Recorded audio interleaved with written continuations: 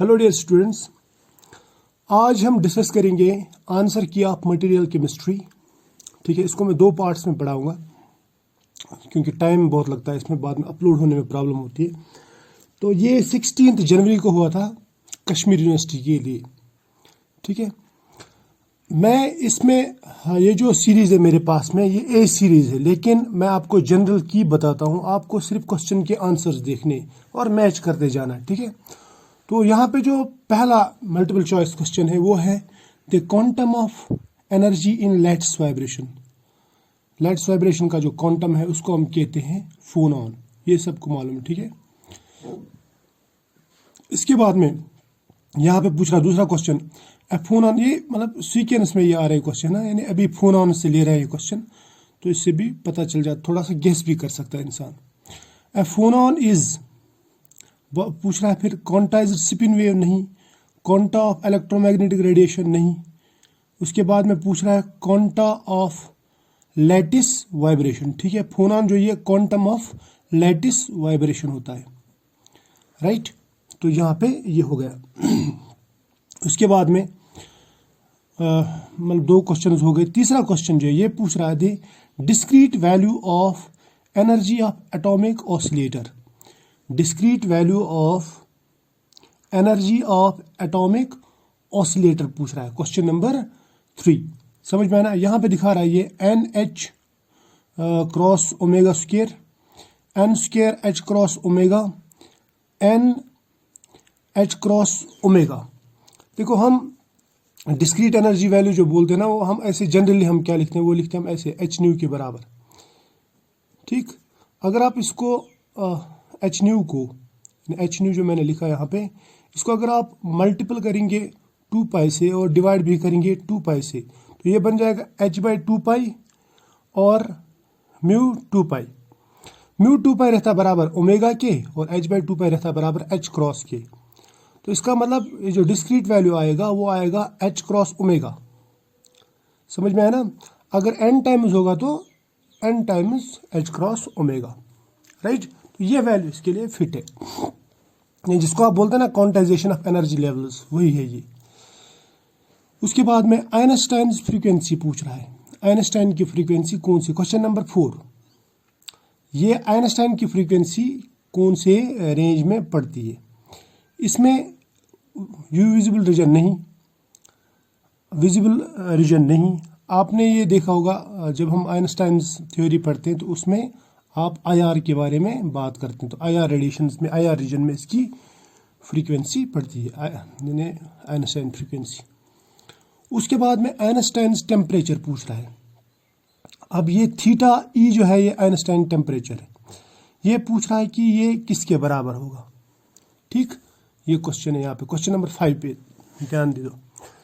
अगर मुझे ये क्वेश्चन करना होगा तो मुझे मालूम है, हम लिखते ना थीटा के इज इक्वल एच न्यू। समझ में आना, तो मैं इसको यहाँ पे करता हूँ, ये थीटा के is equal to H nu ही ऐसा। यहाँ लिखेंगे हम एच न्यू के बदले में क्या लिखते हैं हम, एच क्रॉस ओमेगा। राइट, या मैं लिखूंगा थीटा के is equal H cross omega. अब मैं अगर थीटा लिखूँ, थीटा जिसको आपने लिखा है थीटा ई, वो किसके बराबर आएगा, वो आएगा एच क्रॉस ओमेगा के बराबर। राइट, डिवाइड बाई के, H cross omega divide by के। यहाँ पे कोई है क्या आंसर, जो यहाँ पे है बी। राइट, तो क्वेश्चन नंबर 5 का बी आएगा। उसके बाद में at lower temperature the specific lattice specific heat, आपको मालूम है T3 लॉ, तो ये इसका आंसर आएगा। T3 लॉ में क्या कहता है, 1/T³ के बराबर था। ठीक है, ऐसे देते हम। राइट, ये क्वेश्चन नंबर, इसका आंसर आएगा 1/T³। उसके बाद में क्वेश्चन पूछ रहा है ये Debye temperature is defined as. Debye temperature भी इसी तरह से मैं लिखूंगा, डिबेट टेम्परेचर जो है ये थीटा डी, वो भी बराबर आएगा H cross omega divide by के। तो H cross omega divide by के देखो कहाँ पे ये, या आप इसको ऐसे भी लिख सकते हैं, एच क्रॉस ओमेगा अगर नहीं लिखेंगे H by mu, sorry H new by के, ऐसा भी लिख सकते हैं हम, है ना। तो ऐसा कोई है क्या इसके जैसा या इसके जैसे इनमें से वैल्यू? देखो हाँ ये है पहला ही। तो क्वेश्चन नंबर 7 का जो ऑप्शन आएगा वो आएगा ए, ठीक है, पहला ही ऑप्शन। एच न्यू है ना, ये एच न्यू डी लिखा है, D means Debye frequency divide by k यानी बोल्ट्जमैन कांस्टेंट। उसके बाद में क्वेश्चन पूछ रहा है दी मोमेंटम ऑफ फोटोन, ये मैं दिखाऊंगा आपको क्वेश्चन नंबर 8। देखो मोमेंटम ऑफ फोनॉन है, सॉरी ये फोनॉन। मोमेंटम ऑफ फोटोन अगर हम देखेंगे इसमें आपने पढ़ा होगा डी ब्रॉगली वेव इक्वेशन, उसमें क्या लिखते हैं हम? उसमें लिखते हैं एच अपॉन लैम्डा लिखते हैं ना, या lambda is equal to h by p ऐसा लिखते हैं। तो वो वहाँ पे यानी समझ में आया ना ये, यानी हम लिखते हैं ऐसा एच अपॉन लैम्डा, या मैं लिख सकता हूँ इसको ऐसे 1 बाई लैम्डा किसके बराबर है? म्यू बार के, यानी वेव नंबर के बराबर। P is equal to h mu bar, right. ये तो फोटोन के लिए। फोनॉन के लिए क्या लिखेंगे? एच के बदले में लिखेंगे एच क्रॉस, म्यू बार के बदले में लिखेंगे के। के क्या है? वेव वेक्टर, यानी वेव नंबर के बदले में वेव वेक्टर लिखते हैं वहां पे, यानी H cross into wave vector होना चाहिए। तो यहाँ पे कोई है क्या ऐसा? हाँ यहाँ पे ये है, देखो एच क्रॉस के, समझ में आया ना। तो ये इसका आंसर है, राइट। उसके बाद में यानी 8वें क्वेश्चन का ए पार्ट है।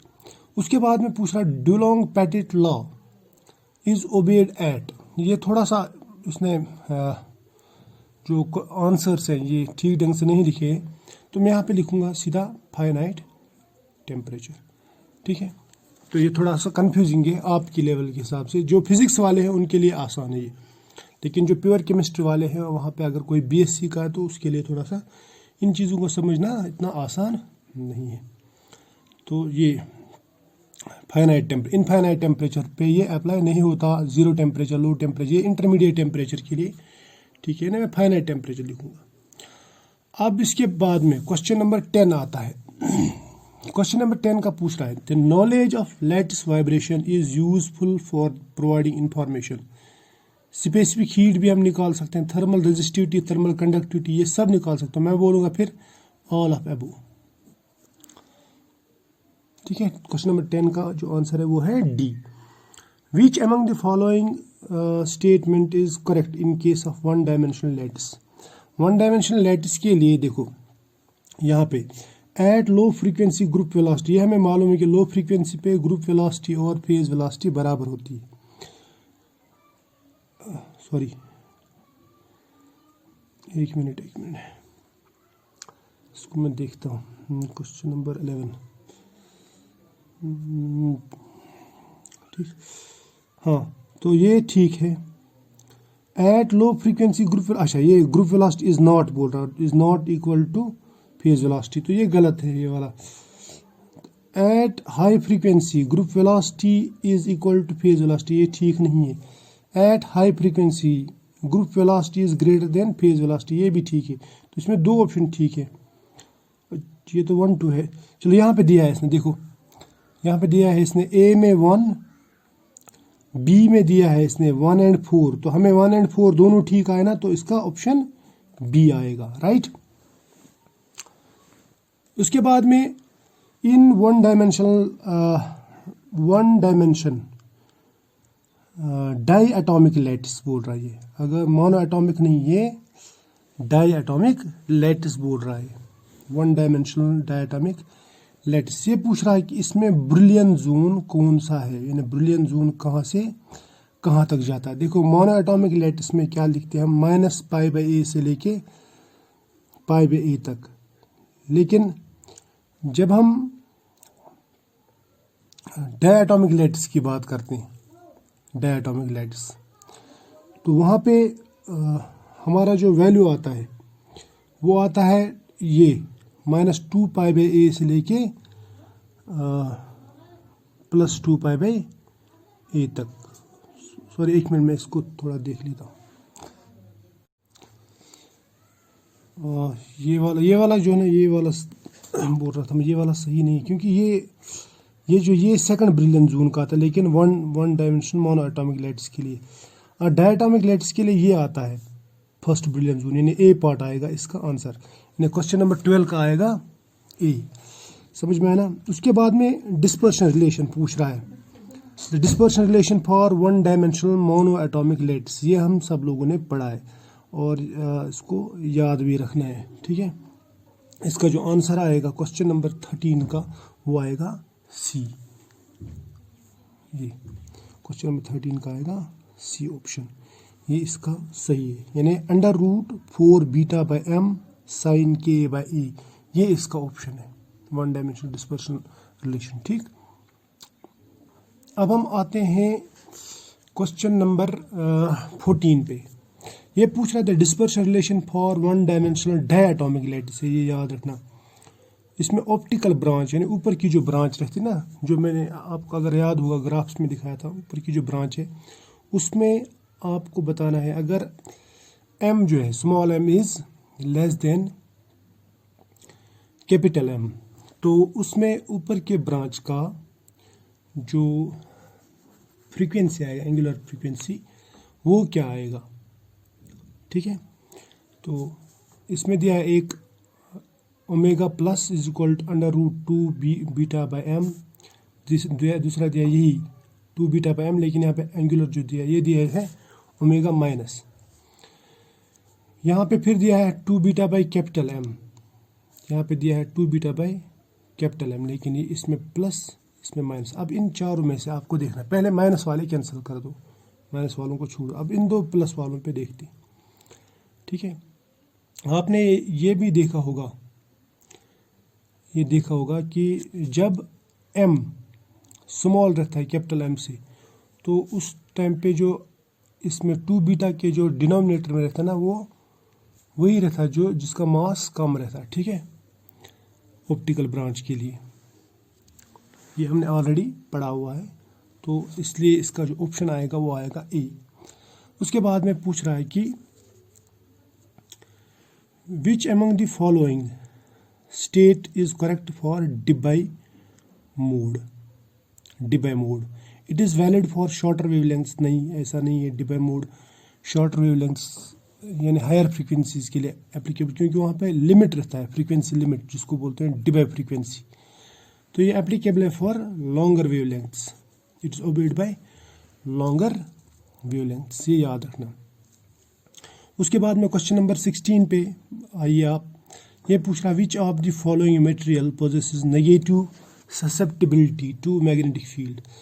नेगेटिव ससेप्टिबिलिटी और temperature independent susceptibility diamagnetic substances में रहता है, ये याद रखना। तो यहाँ पे और एक क्वेश्चन पूछ रहा है susceptibility is independent of temperature in which material, ये मैंने अभी आपको बताया किस में रहता है, डायमैग्नेटिक सब्सटेंसेस। तो क्वेश्चन नंबर 17 यहाँ पे जो दिखाया मैंने, इसका भी ऑप्शन आएगा सी। क्वेश्चन नंबर 16 का ए, 17 का आएगा सी। अब आते हैं क्वेश्चन नंबर 18 पे। यहाँ पे ये पूछ रहा है the desirable properties for making permanent magnets are. देखो, परमानेंट मैग्नेट बनाने के लिए उसमें रिटेंटिविटी यानी मैग्नेटिक मोमेंट को रिटेन करना उसमें ज़्यादा होना चाहिए, रिटेंटिविटी ज़्यादा होनी चाहिए। और डीमैग्नेटाइज के लिए जो फोर्स लगता है उसको बोलते हैं कोर्सिव फोर्स, वो भी ज़्यादा लगना चाहिए। तो इसका मतलब वो मटेरियल जिसमें रिटेंटिविटी हाई हो और कोर्सिविटी हाई हो, तो वो परमानेंट मैग्नेट्स बन सकते हैं। ठीक है, तो ये परमानेंट मैग्नेट्स की प्रॉपर्टीज़ है अगर आपको परमानेंट मैग्नेट बनाना है। तो ये आपको जो हिस्टरीसिस लूप हमने पढ़ा था, तो ये वीडियो है मौजूद इस पे चैनल पे, तो उसमें देख लीजिए, हिस्टरीसिस लूप पढ़िए तो आपको समझ में आ जाएगा। तो ये ऑप्शन है इसका B option, high retentivity and high coercivity. उसके बाद में पूछ रहा है the magnetic materials follow which law, Faraday's law, Curie's law, Ampere law, Lenz law. Curie-Weiss law ये अप्लाई करते हैं ना हम, क्यूरी-वीज लॉ, ये नीचे दिया भी है इसने। According to Curie-Weiss law the magnetic susceptibility for paramagnetic material is given by Curie's law क्या है, C by T minus theta है ना, तो सीधा हम इस पे टिक मारेंगे, यानी susceptibility is equal C by T minus theta, यही वहाँ पे है ना, ये क्यूरीज लॉ है, तो इसको देखने की ज़रूरत नहीं है ज़्यादा।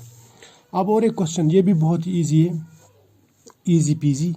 तो ये पूछ रहा है कि the paramagnetic substances show antiferromagnetism below Neel temperature. Neel temperature सिर्फ एंटी फेरोमैग्नेटिक में हम पढ़ते हैं ना, शाबाश। उसके बाद में पूछ रहा है which of the following molecules are diamagnetic. Diamagnetic वो सब्सटेंसेस रहते हैं जिनमें पेयर्ड इलेक्ट्रॉन्स रहते हैं, यानी अनपेयर्ड इलेक्ट्रॉन्स नहीं रहते। अगर आप हीलियम को देखेंगे, हीलियम में टोटल मिला के, सॉरी ये हाइड्रोजन है, हाइड्रोजन में टोटल मिला के 2 इलेक्ट्रॉन्स है, लेकिन यहाँ पे हाइड्रोजन पॉजिटिव है, तो इसमें एक ही इलेक्ट्रॉन होगा, यानी ऑड। ऑक्सीजन मॉलिक्यूल में ऑलरेडी ऑड इलेक्ट्रॉन्स रहते हैं, वो पैरामैग्नेटिक रहता है ना, मॉलिक्यूलर ऑर्बिटल डायग्राम जब हम बनाते हैं तो।